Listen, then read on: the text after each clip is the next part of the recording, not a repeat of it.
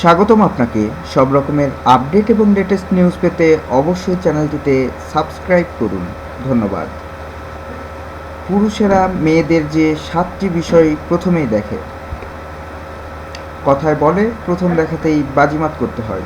আর তাই যদি হয় তাহলে নারীদের আরও একটু বেশি সতর্ক হতে হবে, কারণ পুরুষদের কাছে আগে দর্শনধারী।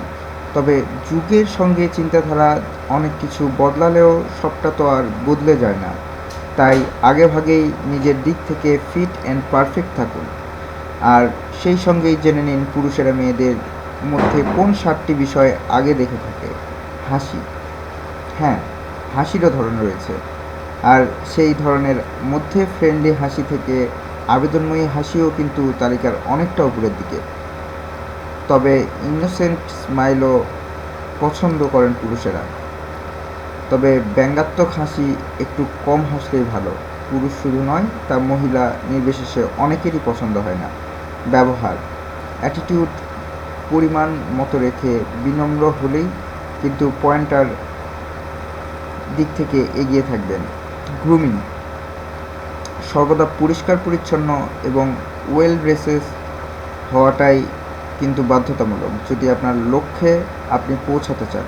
চুল, শুধু সুন্দর মুখশ্রী নয়, আপনার চুল কিন্তু অন্যতম গুরুত্বপূর্ণ একটি বিষয় যেদিকে পুরুষদের চোখ থাকে।